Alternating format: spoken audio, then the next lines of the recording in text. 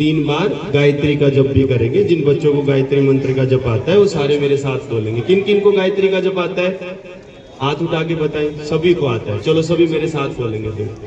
ओम भूर्भुवस्वः तत्सवितुर्वरेण्यं भर्गो देवस्य धीमहि धियो यो नः प्रचोदयात्। ओम भूर्भुवस्वः तत्सवितुर्वरेण्यं भर्गो देवस्य धीमहि धियो यो नः प्रचोदयात्। ओम भूर्भुवस्वः तत्सवितुर्वरेण्यं भर्गो देवस्य धीमहि धियो यो नः प्रचोदयात्। ओम शांति शांति शांति ओम। अच्छा सुनो, मैं सबसे पहले ना वो बात बताऊंगा जिससे मेरा जीवन बदला है, जो मैंने मेरे पिताजी से सुनी थी बहुत समय पहले। बहुत जब मैं आप जितना छोटा बच्चा था ना तब इन्होंने बताई था, जब मेरा ध्यान थोड़ा कम था पढ़ाई का। तब इन्होंने कहा था कि मेरे साथ इस बात को ना रिपीट करना, शिक्षा के बिना व्यक्ति ऐसा है, बोलो एक बार, जैसे बिना पंख के पक्षी। तो क्या आपको ऐसा पक्षी बनना है जिसके पंख ना हो? तो फिर आपको आपके पास क्या होनी चाहिए? तो शिक्षा अगर आपको चाहिए तो फिर उसके लिए कहाँ आना पड़ेगा?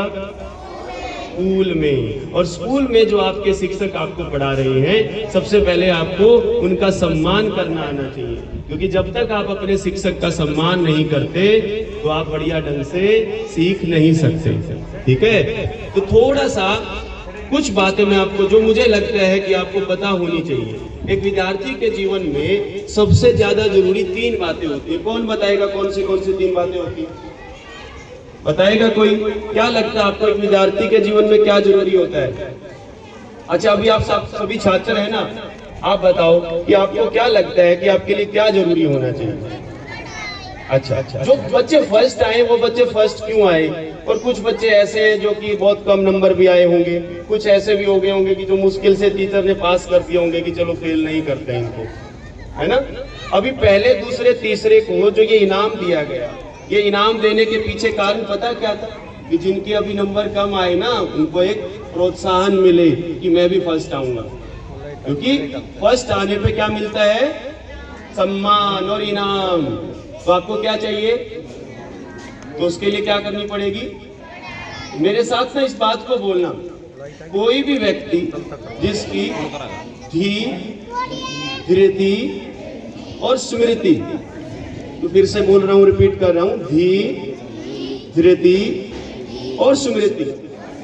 धी माने क्या होता है? बुद्धि। जैसे अभी आपने गायत्री का जप किया तो उसमें क्या बोल रहे थे?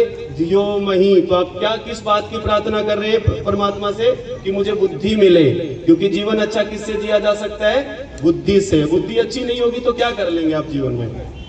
अच्छा जीवन पैसे से नहीं जिया जाता, अच्छा जीवन बुद्धि से दिया जाता है। तो आप किस बात की प्रार्थना करेंगे हर सुबह?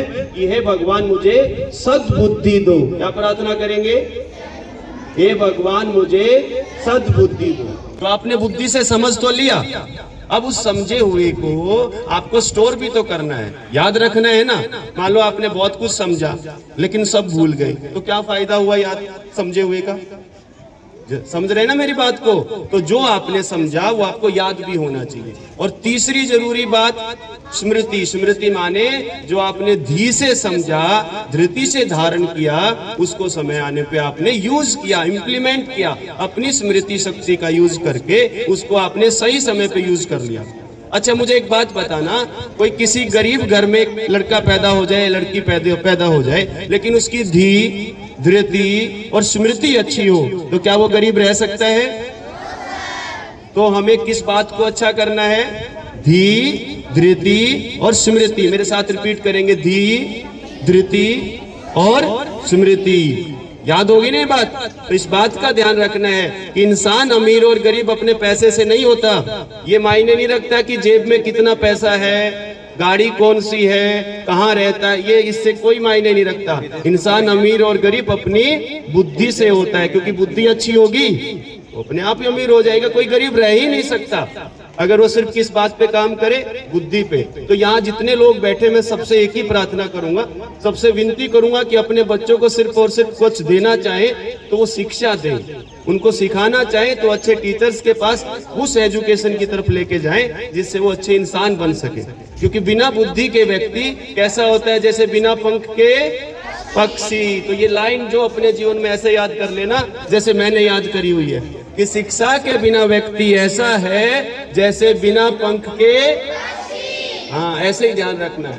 तो क्या चाहिए हमें, धीर, धृति और स्मृति। तो रोज सुबह क्या प्रार्थना करेंगे सभी, मुझे सद्बुद्धि दो, हे भगवान मुझे सद्बुद्धि दो। कहीं किसी मंदिर के सामने से निकले ना तो हर समय एक ही प्रार्थना लगा दो, उठते बैठते सोते जागते और कुछ मत मांगो, सिर्फ एक चीज मांगो कि हे भगवान मुझे सद्बुद्धि दो। क्योंकि सद्बुद्धि आ गई ना तो आपके पास सब आ गया, बुद्धि आ जाएगी तो आपके पास सब आ जाएगा। वरना आपके पास पैसे तो होंगे लेकिन उसको इस्तेमाल करने वाली बुद्धि नहीं होगी। फिर मूर्ख व्यक्ति तो कहीं पे भी हो, धन वाला भी हो तो भी वो खराब ही करेगा।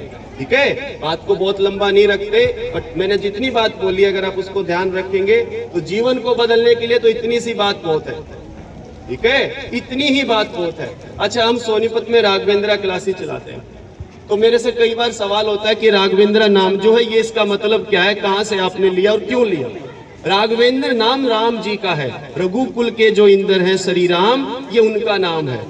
और राम जी की सदा क्या होती है, राम जी की सदा क्या होती है, विजय। और राम जी हमेशा किस बात का पालन करते हैं, मर्यादा और धर्म का पालन करते हैं। तो हमें जीवन में किस बात का पालन करना चाहिए, मर्यादा में रहकर अपने कर्म को पूरा करना चाहिए। और शिक्षा भी वही कर्म है जो किसी विद्यार्थी को आगे लेकर जाएगी। ठीक है, बात यही रखते हैं। मैं फिर से पूछूंगा आपसे, सबसे पहले मैंने क्या बोला, शिक्षा के बिना व्यक्ति कैसा है, और रोज सुबह क्या प्रार्थना करनी है, बस इतना करते रहो, जीवन अपने आप अच्छा बन जाएगा। हमारा भी ऐसे ही अच्छा बना है। सभी को राम राम। आपको हमारी वीडियो कैसी लगी कमेंट करके ज़रूर बताएं, और अगर वीडियो अच्छी लगी तो वीडियो को लाइक, शेयर और हमारे चैनल को सब्सक्राइब ज़रूर करें। खबरें सबसे पहले पाने के लिए बेल आइकन ज़रूर दबाएं।